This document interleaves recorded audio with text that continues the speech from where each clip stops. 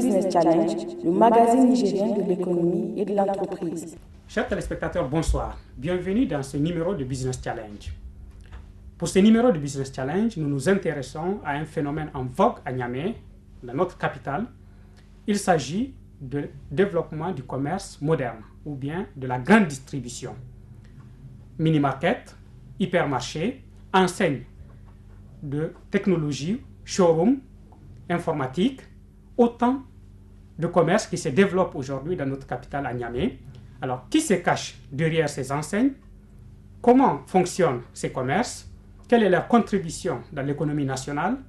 Vous suivrez avec nous un reportage de Abdoulaye Mato et de Seydou Soleil. Le commentaire est signé Hassana Assaou. Nous recevons en studio pour commenter et apporter des éclairages sur ce reportage le directeur du cabinet Sidi Stratégie. Sidi Stratégie, un cabinet spécialisé dans le métier du commerce, notamment dans le conseil et la formation de la force de vente, mais aussi dans l'accompagnement en import-export. Après ces éléments de reportage et les éclairages, nous passerons à la page décryptage de l'actualité économique autour de l'actualité économique liée au secteur de la grande distribution en Afrique et dans le monde. Puis, je vous donnerai rendez-vous dans notre page RSE où nous parlerons de la responsabilité sociétale des entreprises. Je vous souhaite de passer un agréable moment en compagnie de Business Challenge et je vous donne rendez-vous une autre semaine, toujours sur les questions économiques. Bonsoir. Ils sont coréens, libanais, nigériens, syriens et turcs. Ils investissent à Niamey et sont des acteurs du commerce moderne de produits de grande consommation, appelé également grande distribution. Un commerce moderne dont le développement au galop engendre aujourd'hui une transformation de la ville de Niamey, en améliorant à la fois la coquetterie et la vivacité de la capitale du Niger. Pourtant, il y a encore quelques années à Niamey, la filière du commerce moderne était encore embryonnaire et ne ciblait qu'une petite clientèle composée essentiellement d'expatriés. Écoutons le rappel historique que nous propose Cheikh Ahmed qui exerce le métier de commerce à Niamey depuis 30 ans. Il y a 30 ans, il n'y a que presque 3 magasins. Dans tout Niamey, les gens ils quittent Harubanda, ils quittent Yantala, ils quittent Kouarakano pour venir au grand marché. Il y avait Chouki, après il y avait Score, l'ancien, pas actuellement. Et moi, je faisais le commerce à côté. Et à côté d'Igen, j'ai resté là-bas pendant longtemps, c'est ça mon travail que je fais. J'avais une boutique. La majorité des acteurs de ces supermarchés, mini-markets et commerces de proximité considèrent qu'investir dans le commerce moderne à Niamey est aujourd'hui un choix judicieux. Il y a une classe moyenne émergente, composée de cadres nigériens et d'expatriés. Cette classe moyenne constitue la clientèle des enseignes du commerce moderne à Niamey. En plus des particuliers, le commerce moderne compte aussi tirer profit des effets d'entraînement liés au développement des autres secteurs économiques, l'hôtellerie, le tourisme, l'industrie. Selon les acteurs de la filière, la clientèle est de plus en plus exigeante et se préoccupe plus du standing des lieux et de la qualité des produits et services offerts. Arena Market s'est implanté depuis 2005, donc ça fait 9 ans de cela, 2005-2014, oui. Ça marche très bien parce que je me rappelle au moment où ils ont commencé, la boutique n'est même pas comme ça. Au fur et à mesure, et c'était en 2008, ça n'a même pas fait 3 ans de cela lorsqu'ils ont élargi la boutique, ce qui veut dire que ça marche. Et dans tous les côtés, les choses ne font que se multiplier. Quand vous dites dans tous les côtés, ça veut dire quoi? Les agents, les produits, ainsi que les arrivages aussi. De tous les côtés, vraiment, ça ne fait qu'augmenter. Okay. Oui. Vous avez installé ici l'an 2012 décembre. Notre motif que venir ici, nous avons attendu la chose, le pays Niger en tant que développé. C'est ça que nous avons venu introduire dans notre société. Nous avons amené le produit, la gamme de qualité, la première qualité pour l'introduire, servir le monde de la Niger. Une qualité. Notre motif, c'est premièrement introduire la qualité. Que les gens qui comprennent pour l'évolution, c'est ça qui est le plus important, que nous avons évolué avec la Niger. Et aujourd'hui, comment se portent les affaires? Est-ce que ça marche comme vous l'avez souhaité? Quelles étaient vos prévisions quand vous êtes venu au Niger? Oui, c'est petit à petit, en tant que marché, Et puis comme je vous ai dit, ça, le pays il est en train de développer. Jusqu'à présent, c'est là beaucoup de monde, ça passe sur la courant, elle qui ne comprend pas la qualité qui est importante, plus que la quantité. Plus que le prix, est-ce qu'aujourd'hui... Plus que le prix, oui, c'est le prix, oui, c'est la... Peut-être, vous avez là, il y en a plusieurs marchandises disponibles partout. C'est nécessaire que la LG qui produit partout, c'est globalement une seule qualité. Il n'y en a pas de duplicat ou bien des qualités. Non, notre motif, que le service et la qualité et le prix efficace. C'était le 20-12-2012, l'ouverture du supermarché Baclini, ici, le nouveau Baclini. Avant, c'était de l'autre côté. Bon, c'est un nom de famille, Baclini. Et voilà. Ça vient d'où, ces noms de famille? Ça vient du Liban. Bon, tout le monde sait que les Libanais, eux, là, ils sont nés dans le commerce. Donc voilà, c'est que toutes sortes de commerces, on est prêt pour ça. Okay. Toujours on est dedans. Okay. Ça va en tout cas. Ça va? Bon, on ne peut pas dire qu'on est les meilleurs ou bien on est bon. On est satisfait. Okay. Alors, le commerce moderne est-il vraiment un pari gagnant pour tous les acteurs qui s'y investissent? La clientèle cible, que sont les cadres du public et du privé, a-t-elle atteint une masse critique pour permettre une rentabilité du business? Au niveau des hypermarchés, on estime que malgré une concurrence de plus en plus accentuée par l'arrivée de nouveaux acteurs, le marché est encore porteur. À Marina Market, tout comme chez le Libanais Baclini, les responsables expliquent que l'afflux de la clientèle est satisfaisante, même durant les jours ouvrables. Le pic est atteint durant les week-ends. Mais lorsqu'on les interroge sur les chiffres d'affaires ou l'estimation de leurs ventes journalières, les responsables des enseignes restent muets ou évasifs. Vous recevez en moyenne combien de clients par jour? Bon, une centaine de clients, on peut dire, sauf les week-ends. Les week-ends, c'est un peu plus. Les gens visitent plus les week-ends? Ouais, okay. Vendredi, samedi. On a plein de clients, surtout les après-midi. Tout à l'heure, on parle de la concurrence. Oui. On sait que de plus en plus, il y a des supermarchés qui ouvrent à Niamey. Oui. Est-ce que cela a un impact sur vous en tant que Marina? Pour l'instant, on ne voit pas un impact parce que c'est ce que je vous ai dit là auparavant. Nous, on a débuté, on a nos bonnes marchandises, on a nos prix qui sont abordables et on ne fait que cumuler les clients ici. Même s'il y a les supermarchés partout, ça n'empêche pas notre recette ici, ça ne fait rien pour nous. Et en moyenne, vous avez combien de clients qui visitent? Pas mal. On peut avoir 100 jusqu'à autant de ça parce que c'est d'après les parkings qu'on sache les clients qui viennent. Des fois, on aura même des gens qui vont garer jusqu'à la BRS, tellement qu'il y a la clientèle ici. Oui, vraiment, on a la clientèle quand même. Les Nigériens viennent bien même. C'est les Nigériens même qui viennent plus que les étrangers même. Oui, les Nigériens qui consomment nos produits plus que les étrangers. Toutefois, pour davantage tirer leur épingle du jeu, certains hypermarchés se limitent pas seulement à la vente en détail. Ils misent également sur la vente en gros. Il y a les commerçants pour la vente en gros qui viennent payer des choses. Et il y a aussi les fonctionnaires. C'est dans tous les secteurs vraiment qu'on cumule des gens nigériens qui viennent faire leurs achats ici.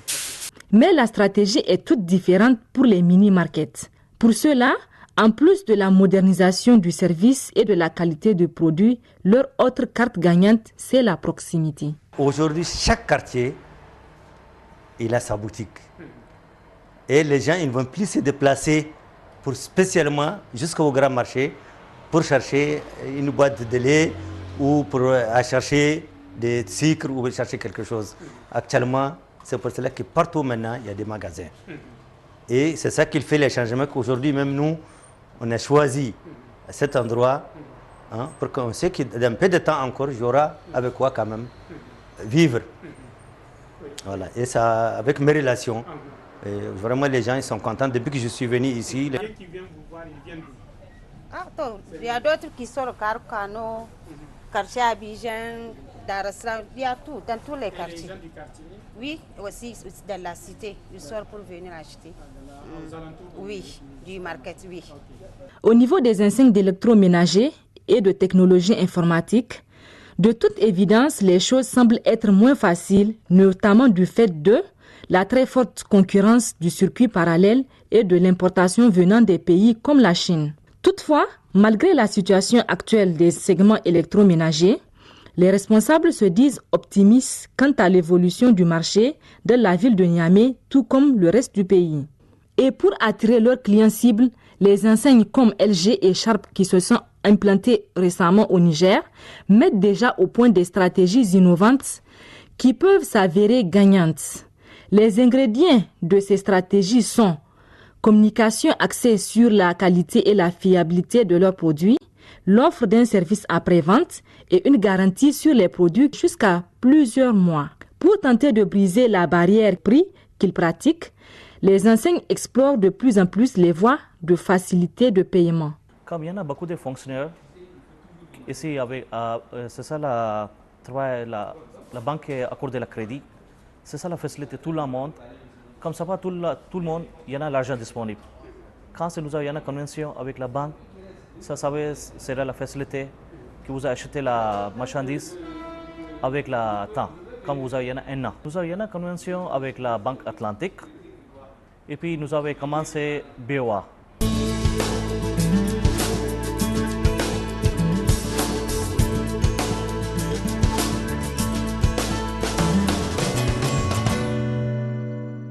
Donc, chers téléspectateurs, ravi de vous retrouver dans la phase plateau de notre émission Business Challenge. Je suis avec Ali Zada, qui est le directeur du cabinet Sud Stratégie. Sud Stratégie, un cabinet spécialisé dans le métier et du commerce, dans le métier du conseil et le métier de l'import-export. Monsieur Zada, bonjour. Bonjour, Cédric. Merci d'être avec nous. Alors, nous avons suivi le premier élément du reportage qui parle du développement de la grande distribution à Niamey. J'aimerais savoir, vous, en tant qu'expert, en tant qu'analyste de ce secteur-là, quel est aujourd'hui le regard que vous portez sur cette dynamique de la grande distribution à Niamey? Merci, Cédric, de me donner l'opportunité de m'exprimer sur un sujet aussi intéressant. C'est vrai, quand on regarde notre paysage urbain, avec la prolifération des enseignes, des magasins, des épiceries, de la publicité, donc on voit effectivement que quelque part la consommation est en train de bouger, la consommation est en train de prendre donc, de nouvelles formes, de nouveaux comportements en termes donc, de comportement des consommateurs. Et cela, logiquement, on pourrait se dire que c'est les effets de la croissance, c'est les effets donc des changements de mode de vie. Et peut-être qu'il doit falloir juste s'en réjouir et poser les vraies questions que cela devrait induire sur l'économie, sur la valeur ajoutée à l'économie notamment, sur peut-être la santé des consommateurs, parce que c'est porteur de grands défis. Quand même, la plupart des produits sont importés. Peut-être que la question de la traçabilité peut se poser. Mais bien sûr, avant de rentrer dans ce détail-là, vous avez parlé de la valeur ajoutée. Alors, nous, ce que nous avons remarqué sur le terrain, on se rend compte quand même que les grandes enseignes qui s'intéressent au Niger sont des enseignes étrangères. Alors, vous avez les Turcs qui sont en train de s'implanter avec un grand restaurant qui offre plusieurs autres services. Vous avez des enseignes comme Haddad, vous avez les Libanais Baklini et les Nigériens que nous avons pu rencontrer. Nous les avons rencontrés plutôt dans les quartiers. Ils appellent ce qu'ils font comme étant du commerce de proximité. Alors, quelle analyse on peut porter ça sur cet aspect aussi? Pourquoi il n'y a pas de grandes enseignes avec des capitaux nationaux, par exemple? Bon, certainement, je pense qu'à l'heure actuelle, eu égard à cette configuration, il est difficile aujourd'hui que les grandes enseignes viennent s'installer. Compte tenu du fait que, de par l'initiative des Nigériens eux-mêmes, ce qu'il faut saluer, donc cette distribution de proximité-là retient forcément une certaine clientèle qui n'a pas besoin peut-être d'aller vers les grandes surfaces. Vous avez aussi, à côté donc, des épiceries du quartier, vous avez toutes les stations de service qui distribuent aussi. Et donc, sur un marché assez étriqué, comme il faut le dire, on ne peut pas distribuer dans les quartiers, distribuer dans les stations de service, distribuer donc dans certaines grandes surfaces et puis espérer voir émerger des grandes enseignes. Je pense que ça, c'est un effet très positif parce qu'aujourd'hui, même en Occident, les grandes enseignes posent des problèmes. Les grandes enseignes étouffent avec une politique de prix qui n'arrange pas et les producteurs, qui n'arrange pas et les petites épiceries. Donc aujourd'hui, le fait que certains Nigériens ont eu le réflexe donc, de s'intéresser au secteur, d'investir dans les quartiers, d'investir dans les stations-service, donc quelque part ça évite les concentrations qui sont nuisibles donc, au développement du plus grand nombre. Okay. En un mot, donc, vous voyez la proximité pourrait être quelque chose à encourager parce que... Absolument, il faut l'encourager. Ça rend ce service de proximité. On n'a pas besoin de prendre sa voiture, aller, comme l'a dit un des prestataires, qui a fait son chemin à Niamey, qu'il faut s'allier, qui est encore donc... Il nous disait qu'il y a 30 ans, bon, il y a juste quelques trois commerces importants à Niamey et qu'aujourd'hui tout a changé. Il faut vraiment les féliciter. C'est un magasin que tout le monde connaît à Niamey, en face de Ligan. Il faut le féliciter. Mais justement, il y a aussi quand même s'il y a la proximité, on se rend compte quand même qu'il y a un effort de modernisation. Parce que quand vous regardez les nouveaux mini-markets surtout qui ouvrent dans les différents quartiers, on voit quand même que leur façon de ranger, leur façon d'exposer, et même l'infrastructure qu'ils essaient de mettre en place est assez moderne. La question de l'investissement vient. Est-ce qu'aujourd'hui, ces gens-là, parce que c'est des investisseurs aussi, est-ce que vous avez une idée de comment ils sont accompagnés dans leur démarche d'investisseurs? Est-ce qu'ils ont l'appui du système financier, des banques de la place, par exemple? Dans la distribution, dans la grande distribution, vous avez certaines pratiques, effectivement. Vous avez des financements traditionnels, formels, avec une banque locale, ça s'est fait. Mais bien souvent, certaines nationalités que vous venez de citer, donc notamment peut-être les Libanais et les Turcs, souvent viennent avec des appuis nationaux de chez eux, ou des réseaux formés chez eux, en dehors donc, du système étatique. Ou bien le système aussi peut financer. Et il est bien dommage que peut-être que nous, dans nos approches de l'exportation, nous n'ayons pas encore ce genre de stratégie. Sinon, les communautés nationales immigrées participent à la stratégie. Si vous devez peut-être, vous avez envie donc d'exporter votre souchet ou votre sésame, par exemple à Abidjan, il est plus facile donc de financer des jeunes Nigériens installés à Abidjan pour distribuer le sésame, plutôt que donc de vouloir rester ici dans un bureau et essayer donc de faire l'impossible.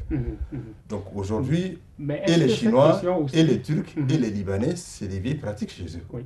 Quand vous voyez par exemple, c'est très simple, la prolifération des restaurants chinois en Europe, pensez-vous que c'est vraiment un jeune ouvrier chinois qui n'arrive même pas à... Il est au sein d'un réseau... Qui peut aller en France ou ouvrir un restaurant, c'est pas facile. Quelque part, il y a un système derrière.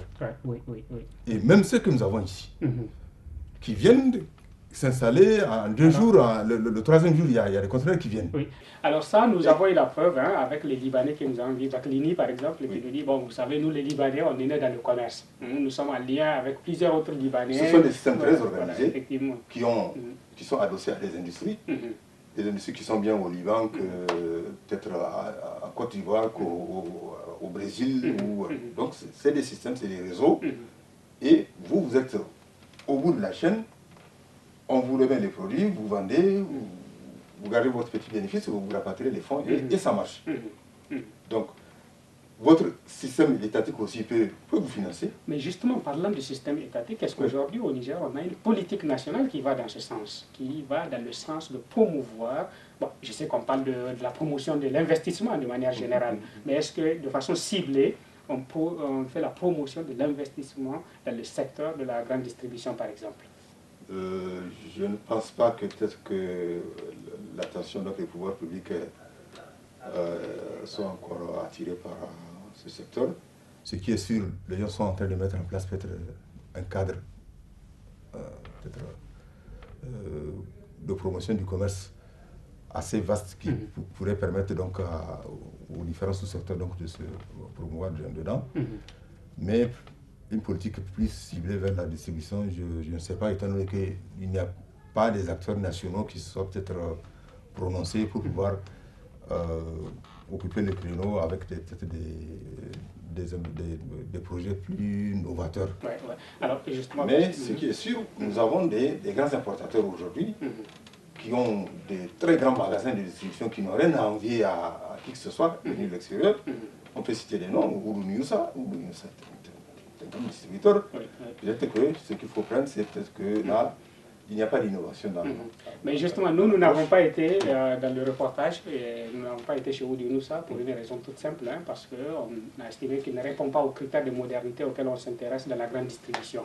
Je ne sais pas si vous partagez cette analyse, mais quand même, la taille de son commerce est énorme. Hein, mais je pense qu'en termes d'organisation, en termes de mise à l'échelle des services et des activités qu'il peut avoir dans un supermarché, ou bien dans une grande distribution, ça manque encore. Vous savez, ce qui fait la grande distribution, l'efficacité, c'est l'assortiment de produits qu'on a. Vous avez du riz, vous avez la tomate, vous avez l'huile, vous avez les aliments. En fait, c'est un assortiment intégré. Donc, en matière d'alimentation, je pense que là, nos opérateurs sont assez compétitifs, puisque ces produits-là répondent aux besoins donc, de la population. Et la population, vraiment, c'est les couches les plus défavorisées. Certainement, peut-être que, je ne sais pas si Oudou Nioussa ne s'intéresse pas peut-être à un certain type de clientèle, mais vous voulez du riz, vous voulez des pâtes élémentaires, vous voulez de la tomate, vous avez de la mayonnaise, etc. Là, ça répond quand même à la oui, effectivement, il y a une clientèle à Oudou Nioussa. Maintenant, et pour être grand distributeur, pour être une grande surface, pour être une grande enseigne véritablement, il y a des normes. Il y a des normes, il y a un assortiment en tout cas encore plus élargi qu'on pourrait avoir. Il y a un mode d'organisation qu'il faut avoir. C'est que nous n'avons pas. Sinon, en termes de grande enseigne, on n'a pas de grande enseigne encore ici. Nous n'avons pas Carrefour, nous n'avons pas Auchan, nous n'avons pas Walmart, etc. Et quand vous arrivez, peut-être vous allez à Marina, à la limite, c'est des grandes épiceries, tout simplement. Parce que là, les grandes surfaces, vous les voyez en Europe, vous avez des habits, vous avez des bricolages, vous avez des produits de beauté, vous avez de l'alimentation, vous avez des produits de sport, etc. Et toutes choses que nous n'avons pas. On va faire une petite pause et on va regarder le deuxième élément du reportage qui nous parle d'autres aspects encore de ce secteur-là. Donc nous reviendrons dans quelques instants. Une autre question, non moins importante, est aussi celle de savoir comment fonctionne réellement la filière du commerce moderne à Niamey. Qu'il soit hypermarché, mini-market ou showroom d'électroménager ou technologie informatique, les enseignes du commerce moderne sont également pourvoyeurs d'emplois.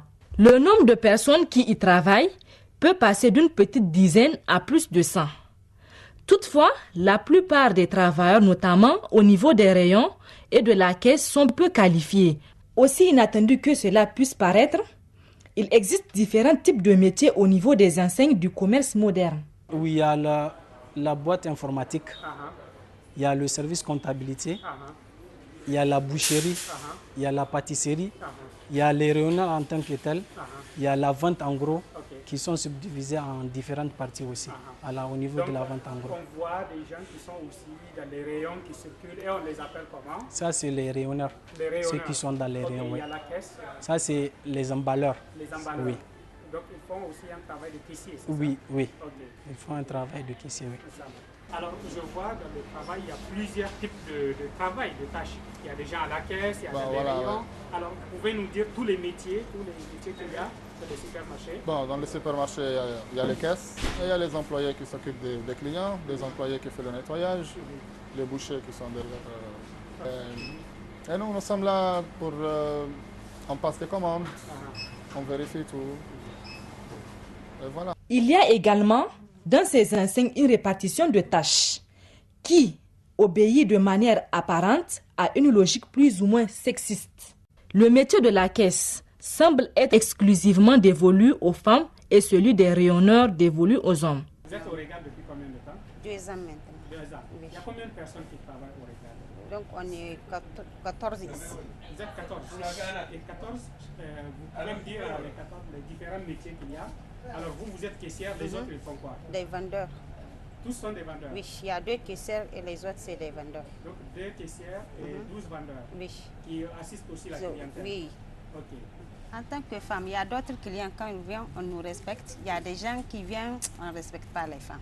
Je ne sais pas pourquoi. Mais si le client vient, il achète des trucs, les produits, Il amène, il dit de faire. On fait la caisse. Donc la caisse, c'est enregistreuse. Normalement, si on a déjà enregistré, il n'y a pas de remettre. Mais les clients disent qu'il faut qu'on lève pour remettre les produits. Si je leur dis de ça là, c'est enregistré, c'est pas bon pour qu'on met l'argent. Après, on dit de l'enlever, ça fait des manquants. Tu vois, la personne commence à faire des bruits, des insultes. On fait tout ici, on voit tout ici. Mais nous, les clients sont nos rois. On ne peut pas bagarrer avec eux. Je suis caissière à Baclénie. Bon, ça fait pas longtemps que je suis ici. Bientôt 1 an. Ça se passe bien. Ça se passe bien. Ok.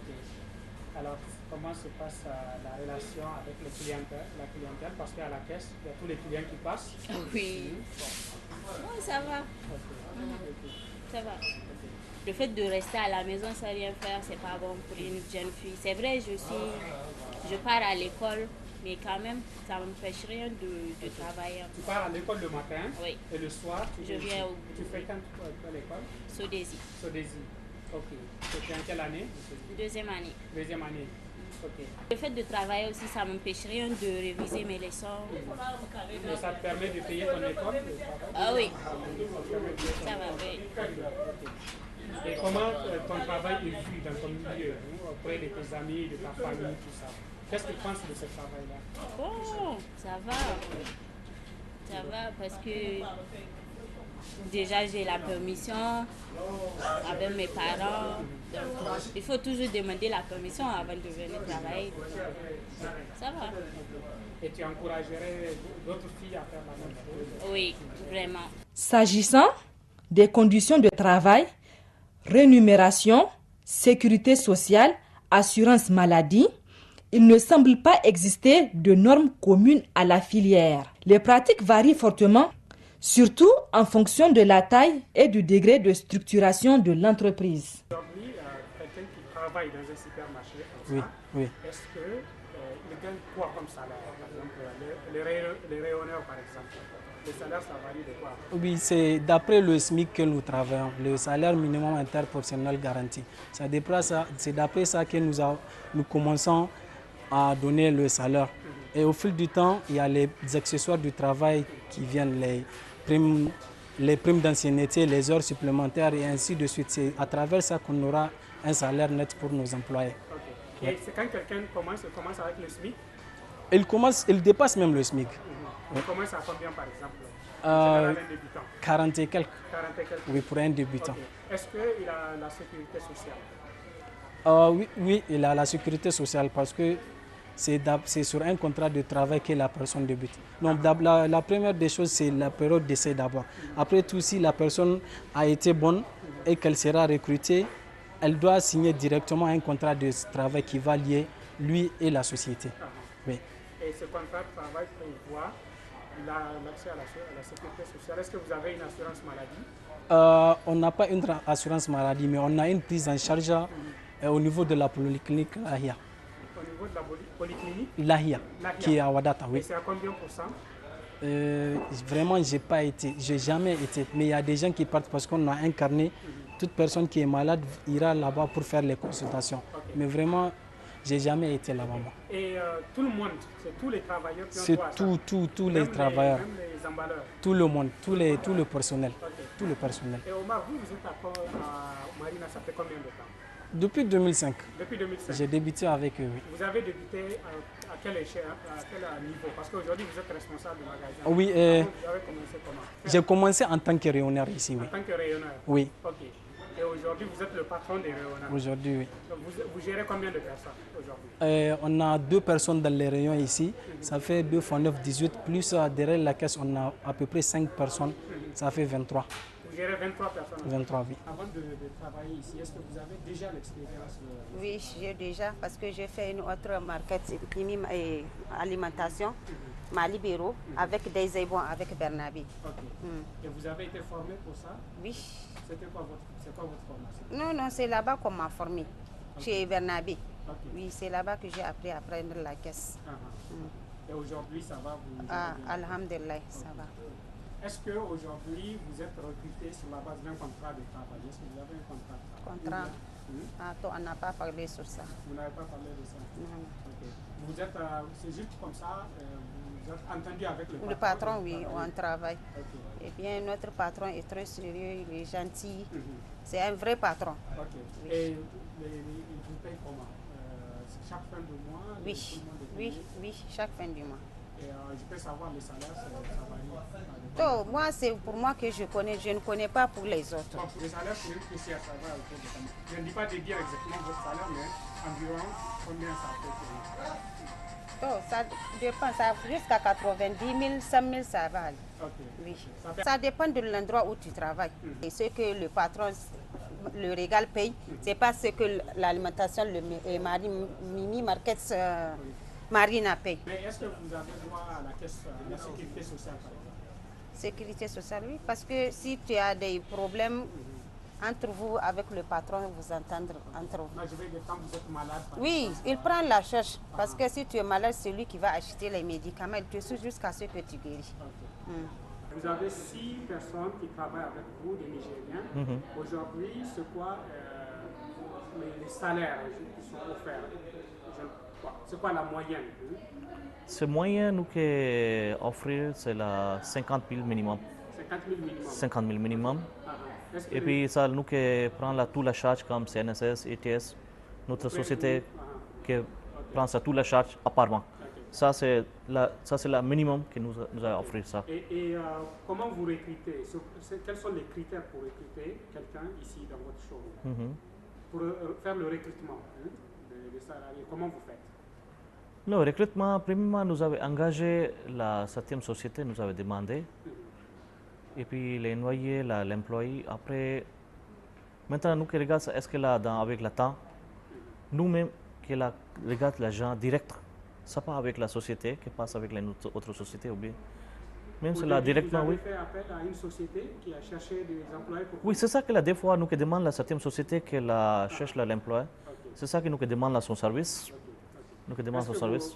Est-ce que vos employés ont l'assurance maladie? L'assurance, oui.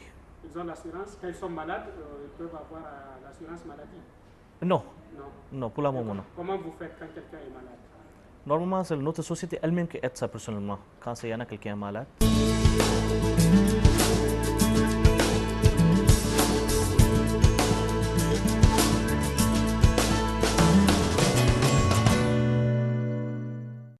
Alors, M. Zada, un point quand même assez important qui ressort de l'élément de reportage que nous venons de suivre. Alors, on voit quand même les supermarchés, les mini-markets et même les hypermarchés sont pourvoyeurs d'emplois, ils créent de l'emploi, mais quand on discute avec ceux qui y travaillent, on a l'impression que c'est des gens qui sont très très peu qualifiés. Est-ce qu'aujourd'hui, par rapport aux emplois qu'on a dans ces milieux-là, est-ce que ça répond aux normes, aux standards internationaux, par exemple, d'une enseigne? Les grandes enseignes n'ont jamais été des entreprises qui prennent des emplois qualifiés. C'est de la vente, être chef de rayon ne demande pas de trop grandes compétences. Aujourd'hui, le produit tel qu'il est lui-même suffit à se faire vendre sans l'assistance de qui que ce soit. Vous avez une étiquette, toutes les informations que vous voulez sur le produit, sa composition, son poids, son prix. Vous y allez tout seul avec l'étiquette. Ça vous plaît, vous l'ajoutez à votre panier. Ça ne vous plaît pas, il y a peut-être un autre à côté, similaire. Et donc le chef des rayons, son travail, c'est tout simplement, c'est quand les gens demandent est-ce qu'il y a telle chose, oui, madame, regardez de l'autre côté. Aidez-moi à ça ou à ça, surveiller le rayonnage, les produits qui sont en rupture de stock, disons en rupture des rayons, on réapprovisionne. Donc ça ne demande pas des emplois tellement qualifiés. Et partout ailleurs, c'est des emplois sur peut-être quelques, comme on dit, c'est des CD, des contrats déterminés, c'est des étudiants, Donc c'est la nature du métier qui est comme ça. Et aujourd'hui, nos lauréats des écoles de commerce ou d'autres types de profils ne vont pas être intéressés par ce type de métier, parce que bon, si c'est la nature du métier qui fait qu'il ne faut pas avoir une qualification pour l'exercer, ça veut dire quand même qu'on le laisse à la merci de monsieur tout le monde, quoi. Bon, écoutez, c'est comme ça, c'est le secteur. Ailleurs, les choses évoluent. Ailleurs, peut-être aujourd'hui, le développement du commerce, le développement des techniques de vente fait que peut-être qu'un jour, on se passera même des vendeurs. Aujourd'hui, il y a des distributeurs automatiques. Vous pouvez venir prendre votre tablette de chocolat, mettre votre carte. Et puis, le distributeur vous sert. Donc, de plus en plus, aujourd'hui, on cherche à se séparer. Voilà, ce qui est étonnant, parce que quand il y a une concurrence quand même de plus en plus forte, bon, c'est vrai que vendre dans un rayon, guider la clientèle, ça c'est vrai que ça ne demande pas beaucoup d'expertise. Mais là où il y a vraiment une grande offensive entre les enseignes, on a besoin quand même des stratèges, des gens qui travaillent sur le prix, qui optimisent la chaîne d'approvisionnement, qui essaient d'optimiser la gestion financière. Bon. C'est vrai que quand nous sommes partis, nous n'avons pas vu ces types de personnes. On nous dit oui, ils existent, on a des services comptabilité, et ainsi de suite. Par contre, là, je pense qu'on a besoin de gens super calés, qui sont bien formés. Je suis d'accord avec toi. Donc, installer une grande enseigne, ça demande donc des aptitudes, de haute qualification en chaîne des approvisionnements. C'est sûr que coordonner l'arrivée ou l'achat et le transport, l'arrivée et même l'achalandage de plusieurs produits venant de divers horizons du monde, ça demande des compétences. Et aujourd'hui, avec le développement des nouvelles technologies de l'information, c'est ça qui fait que donc, les entreprises seront plus compétitives les unes sur les autres par rapport aux autres, en fonction donc, de l'intégration de ces technologies-là dans la chaîne logistique. C'est certain. Donc, commander un conteneur de tel produit en Chine, un autre de l'Inde, un autre pouvoir être compétitif sur le marché, pouvoir et éviter les ruptures de stock. Donc c'est un casse-tête pour les grandes surfaces et elles s'en acquittent vraiment de manière très honorable eu égard donc au développement de la... Alors ça, c'est peut-être le manquant de notre reportage, parce qu'effectivement, quand notre équipe était sur le terrain, nous n'avons pas pu avoir accès au back-office de ces supermarchés-là. Bon, certains nous ont parlé, oui, nous avons un service informatique, nous avons des comptables. Bon, nous n'avons pas pu les voir, nous nous sommes arrêtés au rayon. Mais bon, ce que je pense que nos téléspectateurs doivent comprendre, c'est que oui, ce que vous dites, les métiers des rayons et autres n'ont pas besoin de grandes qualifications. Par contre, dans le back-office, là où il y a vraiment l'administration, de la vente, l'administration, de la gestion de la logistique, là, il faut des compétences importantes, c'est ça? Voilà. Alors, j'aimerais quand même aussi avoir votre point de vue sur un autre aspect, ce sont les conditions du travail. Nous avons vu dans les... Bon, ça varie, ailleurs on nous dit, bon, nous ne savons pas ce que veut dire un contrat de travail, nous travaillons avec notre patron qui nous paye. On nous dit aussi souvent, bon, écoutez, quand on est malade, c'est le patron qui prend en charge. Tout cela, vous, ça vous dit quoi exactement? Je pense que là, la question interpelle directement donc, les services publics concernés. Et il faut voir ce qui se passe dans le secteur. Et certaines réponses de la part donc, de ces agents-là, donc ça pose la question de savoir est-ce que les services de la main-d'œuvre sont au courant donc, de ces pratiques-là. Et il n'est pas normal que chaque patron traite le sujet à sa façon. Il y a des conditions de travail, il y a des pratiques que l'administration a agréées. Il faut que tout le monde s'y conforme. C'est très difficile donc, dans ce secteur-là parce que donc, on prend les gens sans qualification qui ne demandent qu'à être pris, qui ne demandent pas grand-chose que d'être... Qui ne sont pas exigeants, effectivement.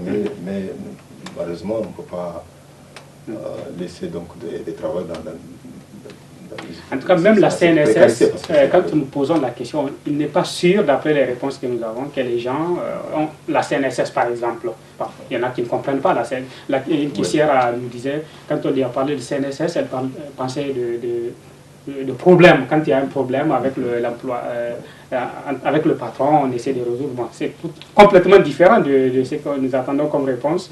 Et maintenant, est-ce que, bon, aujourd'hui, il y a un vrai regard de l'administration, comme vous dites, y compris même, par exemple, de l'ANPE, et je ne sais pas comment se fait le processus de recrutement. Bon, on a vu quand même des enseignes comme LG qui disaient que bon, nous, quand on s'est implanté, on avait recruté une société de travail temporaire, je pense, qui a cherché des emplois pour eux. et qu'aujourd'hui, bon, ils ont un salaire minimum de 50 000 pour tout le monde. Ça aussi, je ne sais pas c'est basé sur quoi exactement. Donc les pratiques diffèrent, mais il y a d'autres aspects toujours importants qu'il faut quand même souligner. C'est qu'on a vu aussi la répartition des tâches. Je ne sais pas quelle analyse vous pouvez avoir sur ça. Les caisses, partout où nous avons été, ce sont des femmes. Qu'est-ce qui expliquerait ça? Et un peu partout dans le monde, ça. Parce que, en fait, partout, presque partout, en tout cas à la caisse, c'est les femmes que vous trouvez. Peut-être que les gens ont un peu plus confiance aux femmes. Peut-être que ça encourage la vente, je ne sais pas. C'est peut-être marketing, effectivement. Mais ce n'est pas qu'ici, ce n'est pas un phénomène observable seulement au Niger. Partout ailleurs, dans les grandes surfaces, c'est des femmes que vous avez. Oui. Mais sauf que bon, ailleurs, on trouve dans certaines aussi, on trouve dans les rayons un peu partout, bon, un mélange. Mais ici, quand même, on a vu exclusivement, partout où nous sommes passés, la caisse, ce sont des femmes. Bon, donc, les rayons, les hommes. Je ne vais pas d'explication à ça, mais je pense que, bon, c'est en tout cas, c'est l'effet marketing, certainement. Qu'on va mieux avec ces femmes-là. Peut-être pas. En faisant le tour des enseignes, une chose est également frappante. C'est la quasi-inexistence de produits nationaux sur les étagères des hypermarchés. Seuls quelques produits laitiers et des jus locaux sont visibles. Vous savez, avant, on prenait des produits nigériens ici. Mais maintenant, il faut des indices qui précisent réellement si le produit est de la bonne qualité. Et les étiquettes aussi font partie des produits que nous prenons ici. Parce que si un Nigérien a proposé un produit pour que nous installons ici, il va falloir qu'il mette son étiquette, son étiquette, il faut qu'il mentionne son numéro et il faut qu'il mentionne aussi qu'on lui a permis de vendre ce produit dans ce pays. Par exemple, on a des sirops locaux là-bas. Il y a l'étiquette qui a été bel et bien faite avec le numéro de la personne et tout. Là, s'il a envoyé, nous on va prendre parce qu'on n'aura aucun problème avec la police sanitaire. Oui. Et la police sanitaire vient regarder? De temps en temps, ils viendront faire un tour pour voir si réellement il y a des produits qui sont mal exposés ou bien il y a des produits qui sont interdits de vendre. Oui, ils font des tours pour voir. Oui. Et alors, les produits que vous avez, vous en général? Moi, je sais que notre patron prend Dubaï. Donc, c'est lui-même qui part pour amener. Tous les autres, je vois, c'est les gens qui amènent. Donc, je ne sais pas là où on sort avec. Et il y a des produits qui sont des produits nigériens ici? Oui, parce qu'on a des jus qu'on amène naturels ici. Il y a un gars qui fait ça, vers Boudel. C'est lui qui nous amène ça. C'est seulement les jus ou bien? C'est les jus seulement qui nous amènent. Les tamarins, jus, gingembre, c'est ça. Et les bissap. Et les bissap? Oui. Okay. Pourquoi selon vous, il n'y a pas beaucoup de produits nigériens dans ces supermarchés? Ça, c'est la faute des Nigériens. C'est la faute des Nigériens? Ah oui, pourquoi eux ils ne font pas leurs produits pour amener? S'ils veulent laisser quelqu'un va amener, c'est eux qui, normalement qui vont amener. Donc ils n'amènent pas, comment on va faire avec eux?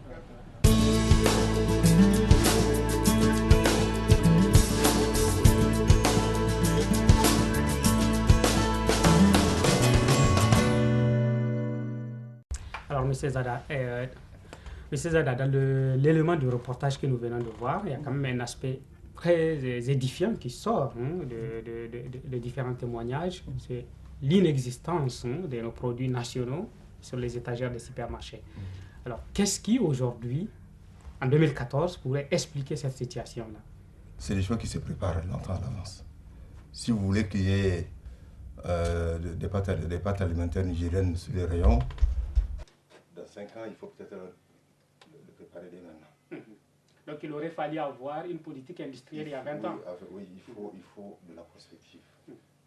Il faut qu'on se dise, aujourd'hui, en 2014, nous importons par exemple 11 millions de tonnes de pâtes alimentaires. Dans 5 ans, ça sera peut-être 20 millions. Oui. Dans 10 ans, peut-être beaucoup plus. En tout cas, nous devenons un marché de plus en plus important, voilà. Ne serait-ce que lorsqu'on prend la démographie, par exemple. Alors, quels sont les appels objectifs donc, de cette demande-là qui va en augmentant? Qu'est-ce que cela demande de la part donc, des politiques publiques et des acteurs nationaux? Et dire comment, quelle part de marché pourrions-nous prendre pour peu qu'on ait de l'ambition? Quel type de concertation on pourrait lancer avec les acteurs. Comment améliorer le dispositif du financement, d'accompagnement, pour que dans 5 ans ou dans 10 ans, que les acteurs nationaux puissent donc, en tout cas, apporter leur contribution donc, à la satisfaction de cette demande. Mais bon, il y a la question de la politique publique, de la politique industrielle nationale, mais il y a aussi un autre élément de cette question qui est important.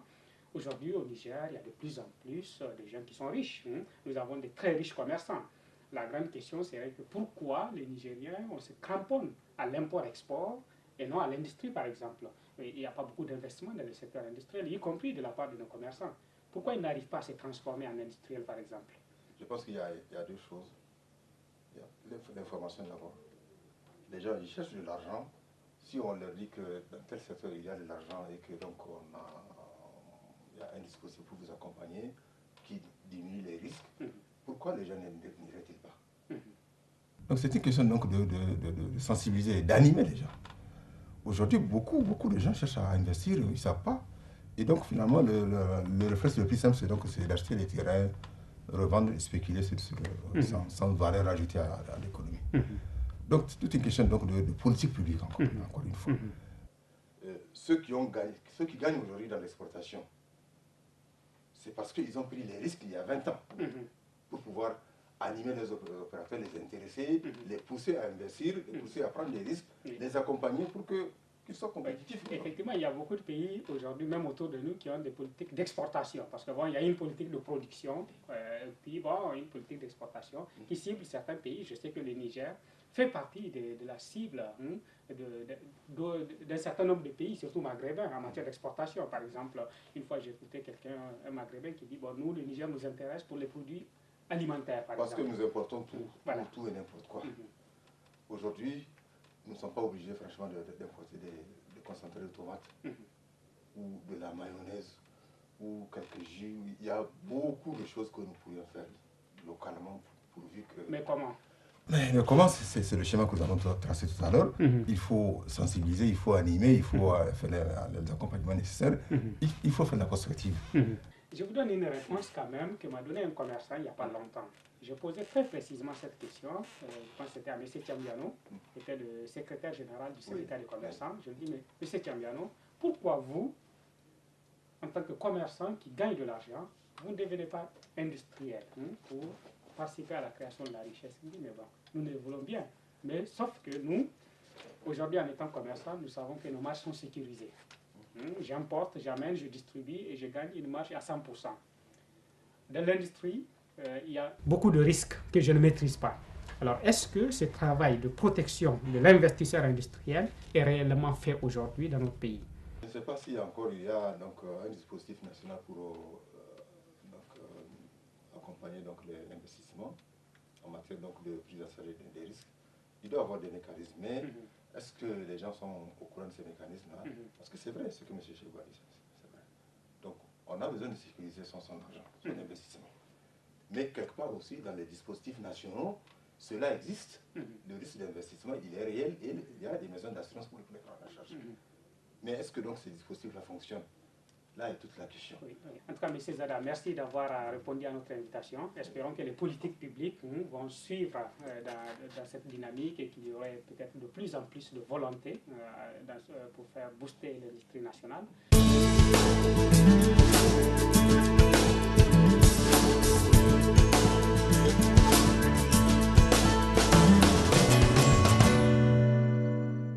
Dans cette partie du décryptage du secteur de la grande distribution en Afrique et dans le monde, nous allons voir différentes analyses faites par les acteurs mondiaux qui s'intéressent à cette filière.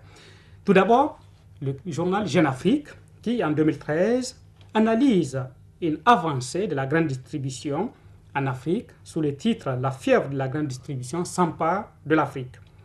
Le journal annonce 129 projets de réalisation d'enseignes ou de centres commerciaux ont été recensés un peu partout dans les grandes villes africaines.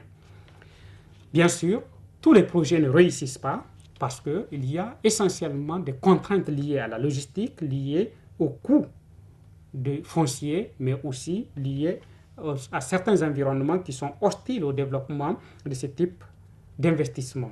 Maintenant, quels sont les facteurs favorables à l'émergence de la grande distribution en Afrique? Une analyse du FMI, du cabinet McKinsey et de la Banque mondiale postule d'abord sur la démographie.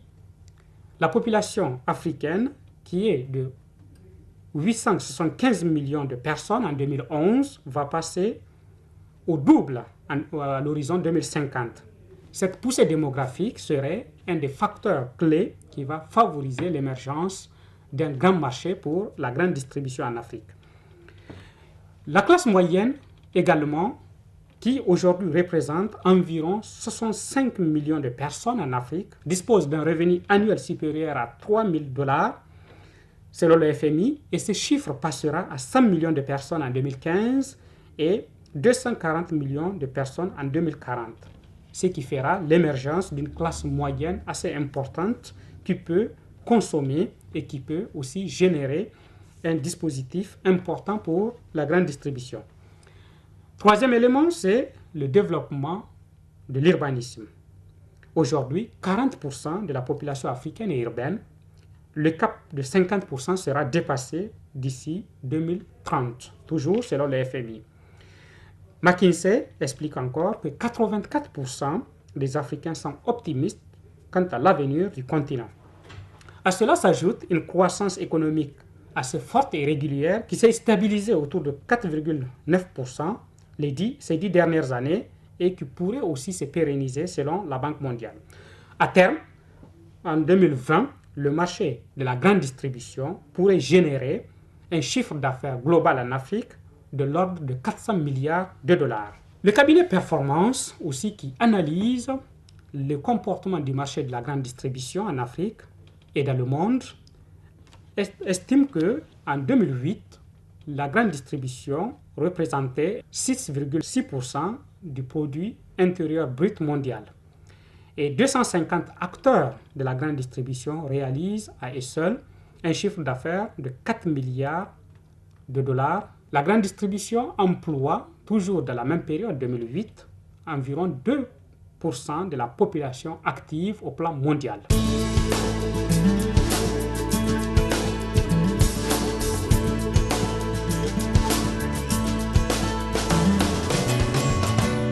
RSE.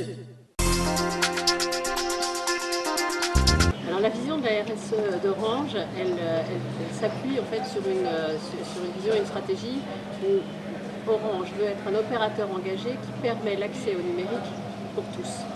Et donc ça, c'est extrêmement motivant, c'est extrêmement enthousiasmant parce que nous sommes vraiment dans la lutte contre les fractures numériques, qu'elles soient géographiques, qu'elles soient culturelles, qu'elles puissent éventuellement, par exemple, couvrir le handicap, mais c'est aussi, cette lutte contre les fractures numériques, c'est offrir des infrastructures, des produits, des services qui permettront, dans les différents pays où nous sommes implantés, aux populations, aux entreprises, aux autorités publiques, de pouvoir en fait accéder au monde numérique et être partie prenante en fait de cette évolution mondiale.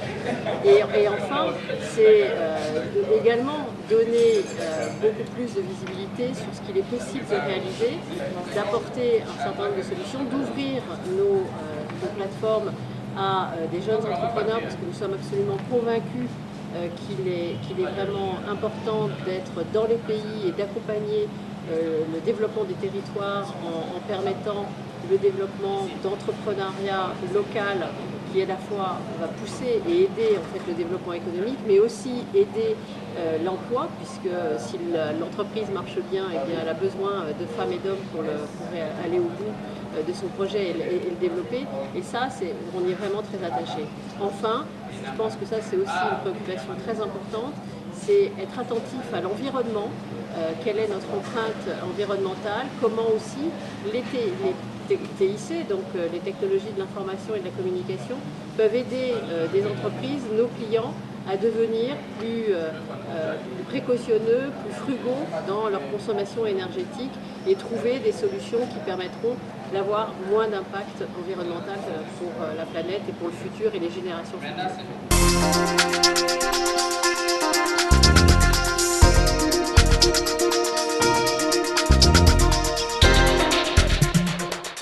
Alors notre approche sur l'investissement consacré à la RSE n'est pas de dédier un budget spécifique à la RSE. Bien évidemment, ma direction dispose d'un budget, mais notre approche de la RSE, comme je l'ai dit, elle appartient, elle est incluse dans la stratégie du groupe.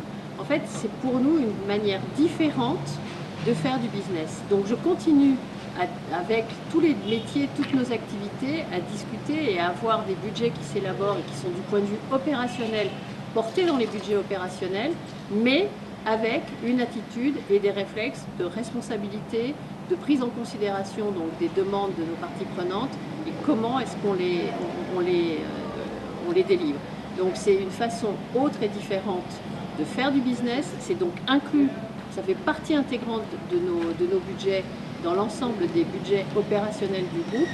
Il y a certains budgets où éventuellement la direction RSE groupe va initialiser des recherches, des études, des initiatives particulières sur lesquelles, parce que ça fait partie de notre responsabilité, parce que nous pouvons être en anticipation, nous allons aider et mettre en fait de l'argent au départ pour une certaine idée ou pour une certaine étude, mais par contre ensuite ça fait partie des budgets. Donc il n'y a pas d'identification spécifique d'un budget sur la RSE. Nous sommes absolument convaincus que c'est une autre façon de penser le business, une autre façon de faire le business, et que ça, ceci, c'est source de différenciation, mais aussi d'innovation.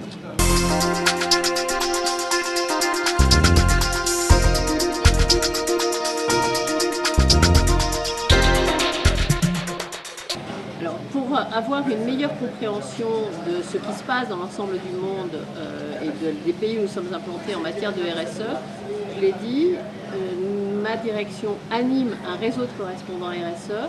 Comme nous publions tous les ans un rapport RSE, ça nous permet à la fois de remonter des indicateurs qui sont obligatoires et sur lesquels nous devons rendre compte, mais globalement, les pays nous font des remontées sur ce qu'ils réalisent sur place.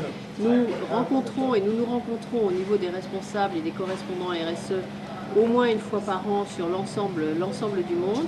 Il peut y avoir également au cours d'une année un autre séminaire qui peut être plutôt régional, par exemple sur le continent africain ou par exemple en Europe. Et nous nous benchmarkons et nous partageons en fait les bonnes pratiques. Et typiquement aujourd'hui nous sommes ici à Niamey pour l'inauguration du CIPMEN qui est un incubateur. Nous avons capitalisé sur la bonne expérience et la réussite de ce qui s'était passé à Dakar avec le CETIC pour pouvoir apporter un soutien ici avec une expertise et des savoir-faire et donc apprendre ce qui s'est passé ailleurs pour pouvoir le lancer et le faire au service en fait, du développement du Niger et des entrepreneurs nigériens et nous avons donc apporté ce savoir-faire. Et ensuite, en fonction des sujets, nous nous inspirons de bonnes pratiques, de réussite de certaines de nos équipes dans les pays où nous sommes implantés.